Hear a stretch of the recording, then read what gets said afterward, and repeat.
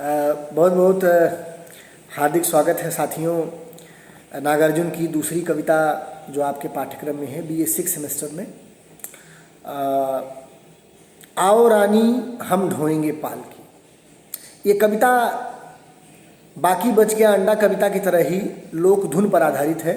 मिथिला के गाँवों में और पूर्वांचल के गाँवों में भी बच्चे खेल खेल में गाते हैं कि जय कन्हैया लाल की, मदन गोपाल की, लड़कन के हाथी घोड़ा बुढ़वन के पाल की। तो ये आओ रानी हम ढोएंगे पालकी उसी लोक धुन को ले करके लिखी गई कविता है। ये कविता इसी नाते जितनी जो है राजनीतिक है, ये कविता उतनी ही लोक से जुड़ी हुई कविता भी है। माने इसमें आप नागार्जुन के राजनीतिक तेवर के साथ साथ उनके लोक बोध को भी गहराई से महसूस कर सकते हैं। ये कविता एलिजाबेथ द्वितीय जब भारत आई नेहरू के समय में, उस समय की कविता है। यहाँ रानी महारानी एलिजाबेथ द्वितीय के लिए इस्तेमाल किया गया है, जो आज़ादी के बाद इंग्लैंड की महारानी थी, साम्राज्ञी थी। उनका स्वागत भारतीय राजनीति करती है, माने भारतीय सरकार करती है। और आप जानते हैं कि प्रोटोकॉल के नाते एक देश का जब सम्राट दूसरे देश जाएगा तो उसका स्वागत किया जाता है।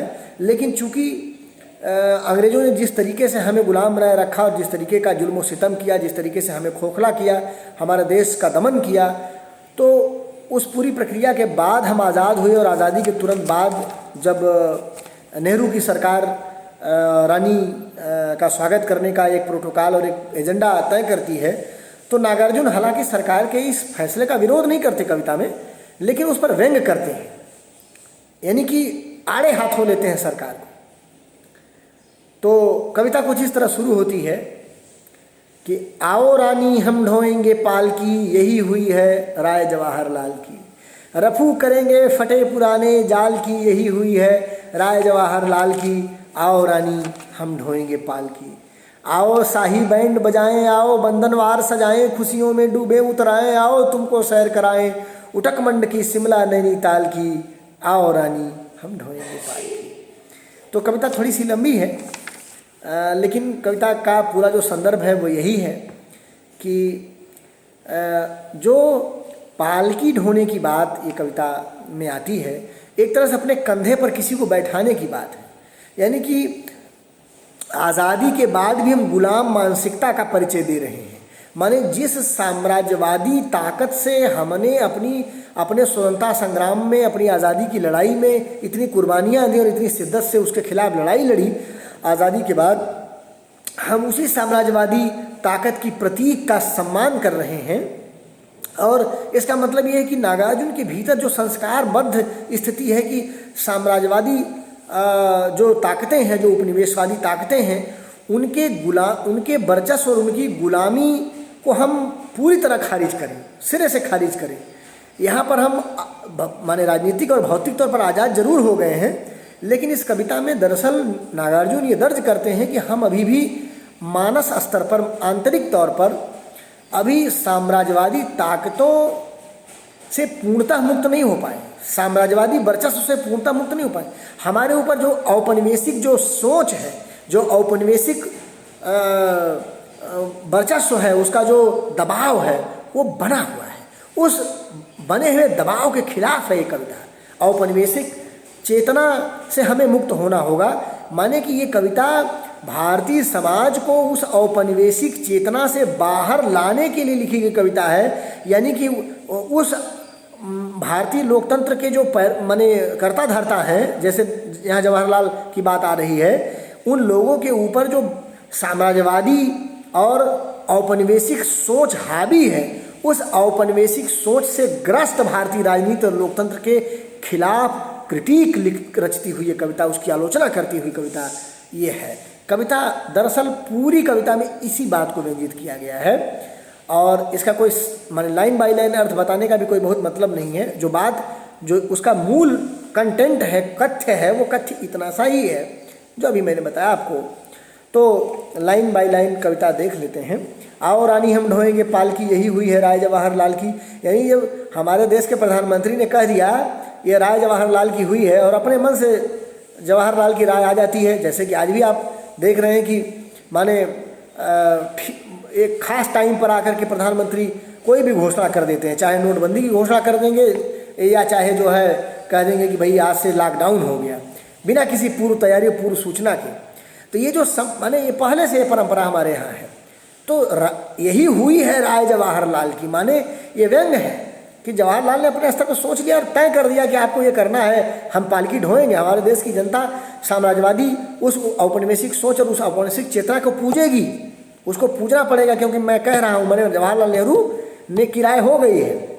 तो ये जो लोकतंत्र में भी सत्ताधारी वर्ग की जो अपनी तानाशाही है, जो उसको अपनी सोच को पूरे देश की सोच बना देता है, उस पर ये कविता व्यंग करती है। वो तब भी लागू हो रही है और अब भी लागू हो रही है। रफू करेंगे फटे पुराने जाल की, माने हम रफू करने का मतलब ये है कि जो जख्म दिया है साम्राज्यवादी ताकतों ने, उस जो है गुलामी की जंजीरों ने जो हमें जख्म दिया है अंग्रेजों ने, उस जख्म को हम रफू करेंगे, थोड़ा सहलाएंगे और धीरे धीरे माने उससे कहने का मतलब उसको हम किसी तरह काम चलाएंगे, उस घाव के साथ ही हम जो है उसको उसका स्वागत करने जा रहे हैं। यही हुई है राय जवाहरलाल की, आओ रानी हम ढोएंगे पालकी। फिर वो कहते हैं कि आओ शाही बैंड माने जो अंग्रेजी तरीके का बैंड है, उनका बाजा बजाने का मतलब ये है कि उनके गीत गाएंगे, उनका बंदनवार करेंगे, उनकी ढपली को हम अपनी ढपली बनाकर, उनके राग को हम अपना राग बनाकर, माने हाँ में हाँ, जिसको जी हुजूरी कहते हैं, वो करेंगे। यानी कि हम प्रतिरोध या विरोध की भाषा नहीं बोलेंगे, हम जो है अपने हक और अपने पक्ष की भाषा नहीं बोलेंगे, हम सत्ता और तानाशाही और साम्राज्यवादी ताकतों के हक और उनकी सुविधा की भाषा बोलेंगे। ये कविता कहती है उठक मंड की, शिमला की, नैनीताल की, माने ये जो जहाँ पर ऐशो आराम करते थे अंग्रेज, उनकी तरफ, उन स्थानों का जिक्र कविता में आता है जहाँ पर जो है सैर कराएंगे हम आपको और हम अपने सुख सुविधा को, संसाधनों को आपके ऐशो आराम पर लुटाएंगे।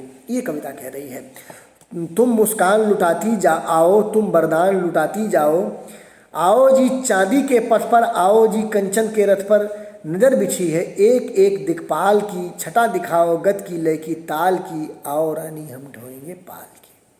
माने फिर वही बात कि तुम मुस्कान लुटाती जाओ, तुम वरदान लुटाती जाओ और चांदी के पथ पर आओ, कंचन के रथ पर आओ, माने कि तुम भोग विलास करो, तुम हंसो तो हम खुश होंगे, तुम वरदान दो हम उपकृत होंगे, और तुम जो है सोने के रथ पर चढ़ कर आओ। सभी हमारे देश के सारे दिक्पाल माने राजाओं की नज़रें बिछी हुई हैं, यानी राजाओं का मतलब जो पूंजीपति हैं, जैसे आज के अडानी अंबानी और जो सत्ता से जुड़े हुए बड़े लोग हैं, तो कहने का मतलब वो सारे दिक्पाल जो बड़े लोग हैं हमारे समाज के, हमारे देश के, राजनीति के हों, चाहे नौकरशाही के हों, चाहे वो उद्योग जगत के हों, इस तरह के जो बड़े सब अपनी जो है नज़रें पलकें बिछाए हुए हैं आपके स्वागत में। तो हमारी क्या औकात है, माने आम जनता की क्या हैसियत है, वो तो तुम्हारी छटा देखने के लिए आएगी ही। तो ये जो आलोचना एक व्यंग है, जो भारतीय लोकतंत्र के भीतर जो ताकतवर वर्ग है, जो व्यवस्था को संचालित करने, जो व्यवस्था का सीधे तौर पर हिस्सा है, वह जब जो है उन तानाशाही और साम्राज्यवादी ताकतों के सामने बिछ जाता है, जो मजबूत है, जो शोषक वर्ग से आता है, जो कहने का मतलब जिसमें शासक वर्ग के स्वार्थ निहित हैं, उनके तरफ जो है हमारे समाज का जो लोकतंत्र का कर्ता धर्ता वर्ग है, वो उसकी तरफ जाना पसंद करता है। तो कहने का मतलब ये है कि उसको आम जनता किस प्रकार लेगी, ये देखने वाली बात है। आम जनता के पास कुछ नहीं बचता सिवाय उनकी बंधनवार करने के। जब हमारे समाज का जो उच्च तबका है, यानी कि जो व्यवस्था सिस्टम जिसके हाथ में है, जब वह बिछा हुआ है, दिक्पाल एक एक नज़रें बिछाया हुआ है, तो फिर आम जनता को तो उसके साथ जाना ही पड़ेगा। सैनिक तुम्हें सलामी देंगे, लोग बाग बल जाएंगे, दृग दृग में खुशियाँ छलकेंगी, ओसों में दूबें झलकेंगी, प्रणति मिलेगी राष्ट्र नए राष्ट्र के भाल की, आओ रानी नए राष्ट्र की। माने आज़ादी के बाद जो एक आज़ाद हिंदुस्तान या भारत बना है, वह अपना मत्था टेकेगा आपके कदमों में, वो दर्शाएगा कि हम आज़ाद जरूर हो गए, लेकिन आपकी कृपा पर अभी भी हम जो है माने लट्टू हो जाएंगे। तो ये जो पूरी की पूरी कविता है, यह दरअसल साम्राज्यवादी चेतना से, औपनिवेशिक सोच से हमारे न मुक्त हो पाने की जो समस्या है, उस समस्या को जो है प्रश्नांकित करती हुई, उसको दर्ज करती हुई ये कविता है। बेबस बेसुध सूखे रुखड़े हम ठहरे तिनकों के टुकड़े। अब ये भारतीय जनता की हालात का वर्णन, उनकी यथार्थ हालात का वर्णन कवि कर रहा है। टहनी हो तुम भारी भरकम डाल की, और खोज खबर तो लो अपने भक्तों के खास महाल की, लो कपूर की लपट आरती लो सोने के थाल की, आओ रानी हम ढोएंगे पाल की। जिस समय हम ये कविता पढ़ रहे हैं, जब आप सत्ता द्वारा प्रायोजित थाली और ताली बजाने की घटनाओं से गुजर चुके हों, और अब कोरोना की दूसरी लहर के साथ थाली और ताली बजाने की निस्सारता और उसके खोखलेपन की सच्चाई उजागर हो चुकी है, तब जब ये होता है कि लो कपूर की लपट और आरती लो सोने के थाल की, तो ये जो आरती और कपूर की लपट का ये जो पूज्य भाव है, इसकी ये व्यंग कितना तीखा हो जाता है आज के समय में। जब इस कविता को आप पढ़ते हैं तो उस समय कहते हैं कि जो बेबस बेसुध और रूखे सूखे लोग हैं, जो तिनके की तरह हैं, वे उस बड़ी टहनी माने सत्ता बड़ी टहनी की जो डाल लिखा है, टहनी हो तुम भारी भरकम डाल की।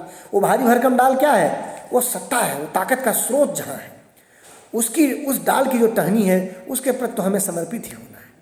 तो ये जो समर्पण की भाषा है, वो उस भाषा को जरा आज की ताली और थाली के अनुष्ठानों से जोड़कर आप देखेंगे तो आपको पता चलेगा कि सत्ता कैसे अपने निस्सार और खोखले अनुष्ठानों को भी जनता से जोड़ती है, और जनता बेसुध होकर उसका अनुसरण करती है। तो ये कहीं न कहीं जो सत्तावादी सोच और गुलाम मानसिकता से मुक्त न हो पाने की जो हमारी समझ है, वो समझ को दर्ज करती है कविता। उससे हमें बाहर आने की ज़रूरत है, और इस तरह की बातों की आलोचना करने की, उससे प्रश्न पूछने की एक चेतना हमारे भीतर से विकसित होनी चाहिए। ये कविता हमें सिखाती है, या इस तरह का संदेश कविता में निहित है। भूखी भारत माता के सूखे हाथों को चूम लो, भूखी भारत माता की। अब भारत माता कौन नाम से पुरुषोत्तम अग्रवाल ने किताब भी लिख दी है, राजकमल से छपी है, अभी आप पढ़ सकते हैं। अभी मुझे लगता है कि महीने भर पहले किताब आई है। भूखी भारत माता के सूखे हाथों को चूम लो। अब ये भारत माता कौन है? वो जो सरस्वती नुमा झंडा, भगवे झंडे के साथ जो देवी खड़ी रहती है, वो भारत माता हैं, जिन्हें भारत माता का प्रतीक मानते हैं। लेकिन भारत माता, नेहरू ने भी बात कही कि खेतों में, किसानों में, भूखों नंगों में, फसलों में मैं भारत माता को देखता हूँ। आप मैला आंचल पढ़ेंगे तो वहाँ भी भारत माता का आंचल मैला ही दिखाया जाता है। माने नागार्जुन कहते हैं कि भूखी भारत माता के सूखे हाथों को चूम लो। भारत माता कोई सुविधाजीवी वर्ग की प्रतिनिधित्व नहीं करती है। भारत माता भूखे नंगे, गरीब और मजलूम और अशिक्षित और गंवार और इस तरीके से जो हाशिए की भारतीय जनता है, उसका प्रतीक है। उसके हाथ मस्के और मलाईदार नहीं है, उसमें बोरोप्लस नहीं लगा है, वो सूखे हुए हाथ हैं। धान और गेहूं काटते हुए थ्रेसर में जाते हुए वो हाथ हैं, तो वो हाथ सूखे ही होंगे। प्रेसिडेंट के लंच डिनर में स्वाद बदल लो, झूम लो, पद्म भूषणों भारत रत्नों से उनके उद्गार लो, पार्लियामेंट के प्रतिनिधियों से आदर लो, सत्कार लो, मिनिस्टरों से शेक हैंड लो, जनता से जयकार लो, दाएं बाएं खड़े हजारी ऑफिसरों से प्यार लो।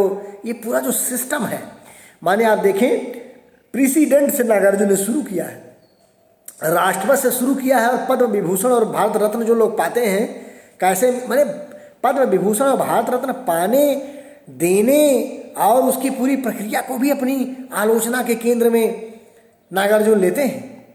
उसमें जो तमाम तरीके के अवसरवाद और जुगाड़वाद और तमाम तरीके की चीज़ें चलती हैं, राजनीतिक रसूख और इस तरीके की जो चीज़ें चलती हैं, उस पूरी प्रक्रिया को भी अपने व्यंग के जद में लेते हैं, और कहते हैं कि माने राष्ट्रपति से लेकर पार्लियामेंट के प्रतिनिधियों, मंत्रियों तक आते हैं और अफसरों तक आते हैं, दाएं बाएं खड़े हजारी अफसर।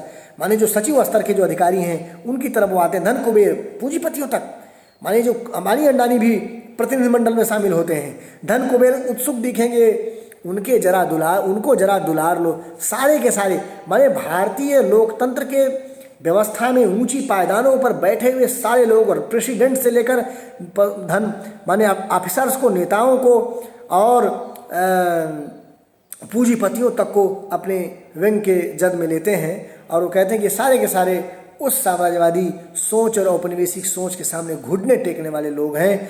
होठों को कंपित कर लो, रह रह के कनखी मार लो, आंखें मार लो, माने अपने सफलता पर खुश रहो कि हम आज़ाद तो कर दिए, लेकिन फिर भी अभी ये हमारी मानसिक गुलामी से मुक्त हुआ देश नहीं है ये। इसलिए वो कनखी मारने की बात करता है कवि कि तुम कनखी मार के मज़ा लूट सकती हो, अपने लोगों को बता सकती हो कि अभी ये हमारी माने गुलामी से पूरी तरह मुक्त हुए लोग नहीं हैं। बिजली की यह दीप मालिका फिर इसे निहार लो, यह तो नई नई दिल्ली है, दिल में इसे उतार लो। एक बात कह दूँ मलका माने मलिका रानी, थोड़ी सी लाज उधार लो। अब देखिए, अब नागार्जुन इंग्लैंड की रानी को भी अपने व्यंग और अपने सवाल के घेरे में लेते हैं। थोड़ी सी लाज उधार लो, थोड़ा तुम भी लजाओ, हमारे देश के लोग तो लजा नहीं रहे। बापू को मत छेड़ो, अपने पुरखों से उपहार लो। जय ब्रिटेन की जय हो इस कलिकाल की, आओ रानी हम ढोएंगे पाल की। बापू को मत छेड़ो जो कहती हैं, कहते हैं नागार्जुन, मतलब ये है कि जो माने नागार्जुन के लेखे भी, यद्यप उन्होंने माने गांधीवादियों के खिलाफ कविताएं लिखी, गांधी की भी आलोचना की, लेकिन कांग्रेस के खिलाफ बहुत सी कविताएं लिखी, लेकिन वो कहते हैं कि देश गांधी का देश है, बापू को मत छेड़ो।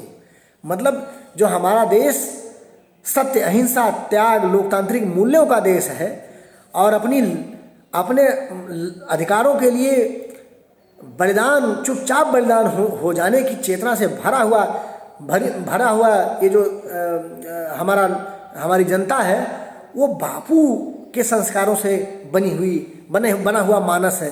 वहाँ पर किसी की गुलामी स्वीकार नहीं की जाएगी। तो उनको छेड़ो मत, नहीं तो वो दोबारा उठ खड़े हुए थे, जो नौकर साहब पद विभूषण और प्रेसिडेंट और सारे दाएं बाएं खड़े हुए जो धन कुबेर हैं, इनकी नहीं चलेगी।